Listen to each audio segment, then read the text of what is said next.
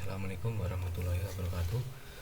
Perkenalkan, nama saya Wahyu Nugroho dengan NIM 23090620054. Hari ini saya akan mempresentasikan teknologi boundary scan dan standar JTAG dalam mata kuliah analisis dan pengujian sistem elektronika.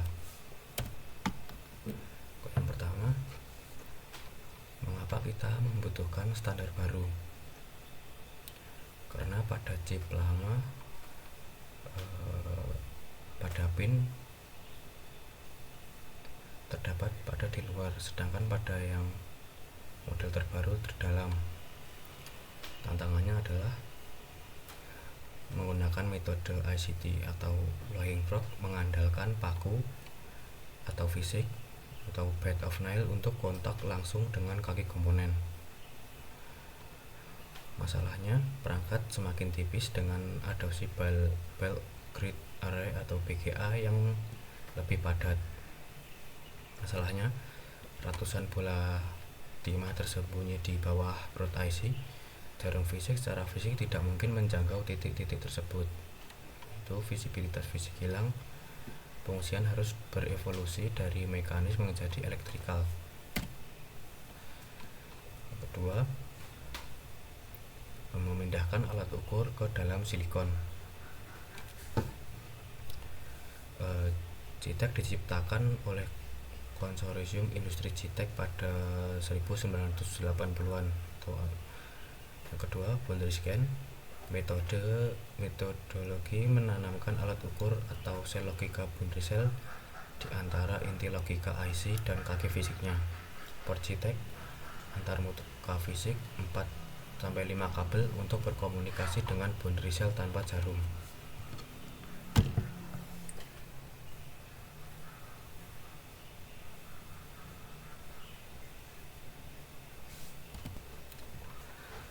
Arsitektur akses port atau tab yang hanya membutuhkan 4 pin utama. Yang pertama, TCK atau test clock, yaitu sinyal pengendali waktu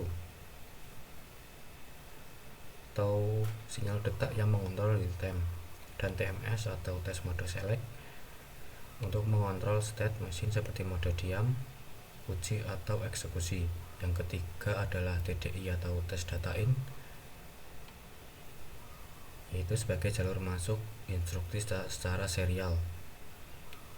Yang keempat, TDO atau test data out sebagai jalur keluar hasil tes dalam IC. Terus tab. Di dalam JTAG terdapat tab controller.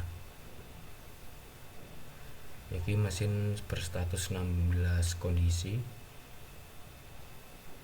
Tab controller yakini mesin berstatus 6 kondisi beserta register pengujiannya. Itu ada kunci bypass, kombinasi sinyal TMS dan TCK, berfungsi sebagai kunci bypass, memandu chip masuk ke dalam mode pengujian khusus tanpa mengganggu atau harus menjalankan program utama IC. Terus, bagaimana JTAG mendeteksi jalur putus?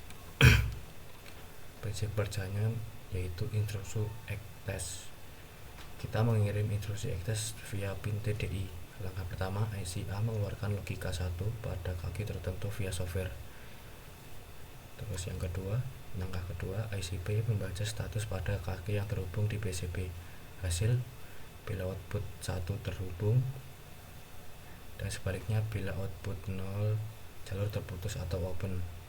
Semua dilakukan tanpa jarum fisik. Berikut ini skenario jika jalur PCB terputus. Jika IC A kirim 1 dan IC B kebaca 0, maka jalur keputus. JTAG mendeteksi ketidaksesuaian secara elektrikal melalui boundary scan register. Daisy chaining atau rangkaian seri. Keunggulan utama JTAG yaitu beberapa IC dapat diuntai secara seri dalam satu rantai atau daisy chaining.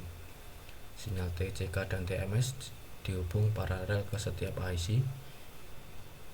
Ketiga, pin TDO dari IC 1 dihubungkan ke pin TDI IC kedua, dan seterusnya. Kekuatannya cukup satu colokan 4 pin untuk menguji ribuan kaki dari banyak IC sekaligus secara virtual.